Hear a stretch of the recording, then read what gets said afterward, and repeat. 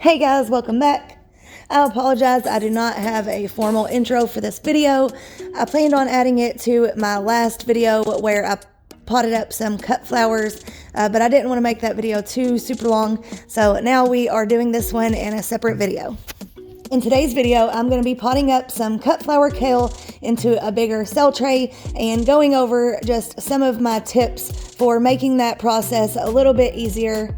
And if you don't know what Cutflower Kale is, it's just an ornamental kale. It's actually edible, but people use them in flower arrangements and bouquets.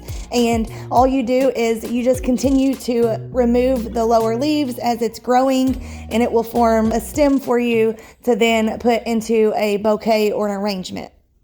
All right, so now I have some Cutflower Kale that I'm going to be potting up.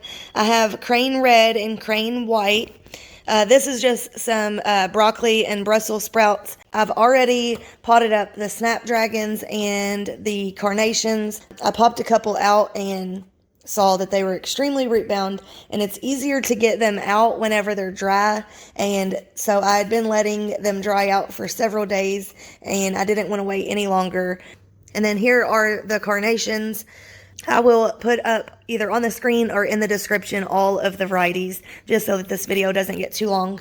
So I just wanted to explain really quickly what I'm going to do to get these out, because I may not be able to show it very well in the video. Basically what I'm going to be doing is squeezing on all four sides of this, and at the same time going in with this and kind of pushing it away from the side of the plug tray.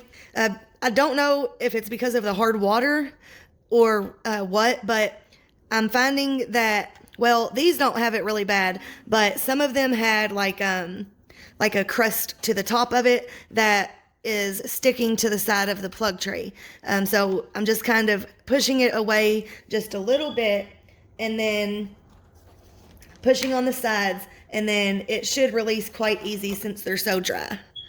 So you can see that slid out really easy, and these are super dry. So you want to transplant these quickly and get them watered in so that they don't go through a whole lot of transplant shock. I actually let these dry out a little bit more than I like to, but hopefully they'll recover nicely.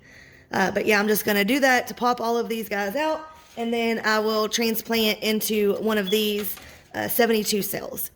And the mix that I'm using is the same mix that I use for seed starting, only it also has a lot more perlite and vermiculite.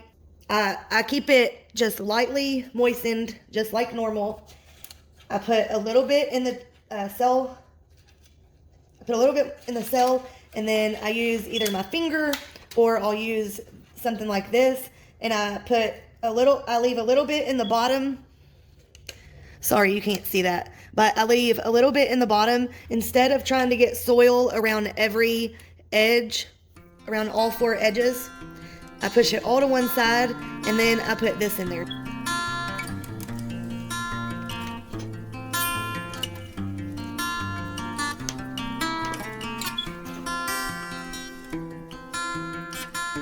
Now, whenever you do this, you do want to make sure that you have quite a bit of seed starting mix in here, but you don't want to compact it too much, because as you could see with this, I was able to just squeeze a little bit on the bottom and lift it right out by the stem. If you compact the soil too much, that stem's going to break when you try to pull on it, or it's going to break away from the roots. So you want to make sure there's no holes where there's not any soil, but you don't want to press it down so hard to where it's impossible to get it out. And if you find that every time you press the soil against the side that it falls back down, then take a mister and spray it just a little bit more, and it should hold in place better for you. Like right now, that's what it's doing to me. It's not holding in place, so I'll get a little bit of water and mist it. This is the other mister. I talked about the first one I bought in my last video. This one is from the brand Solo, and this one comes out a a lot lighter. The other one comes out in a really fine mist also, but this one even more so. I'm going to see if I can pull this out without even using that tool because these are so dry. Yeah, see, I didn't even have to use the tool on this one.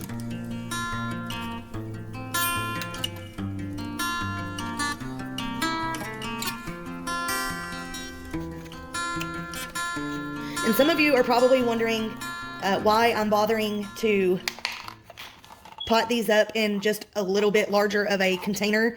Usually when you pot them up, you want to pot them up in something, you know, something a little bit larger. Like this is only giving them a little bit more room. And the reason is, number one, this is the largest size I have besides these 3-inch pots. I am ordering some that are kind of like in the middle. But also, I really only need them to have a little bit more room.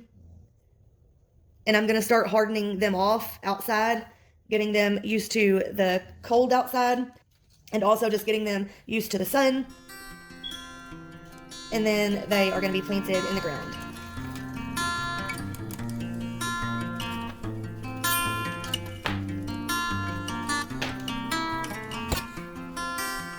One more thing I wanted to say, when you are pulling these out by the stems, like I said, just squeeze on the bottom a little bit and kind of just loosen it up a little, and then pull slow. Like don't just try to pull really quickly. Pull, kind of let go, pull again, maybe wiggle it, and then it should come right out.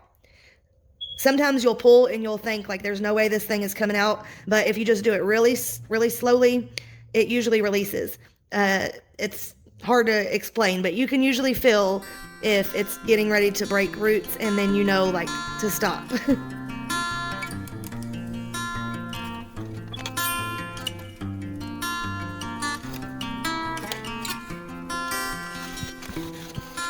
Now, not only because they're dry, but also to settle that soil, you want to water them in really well afterward and push everywhere on the surface of the soil and see if there are any air pockets.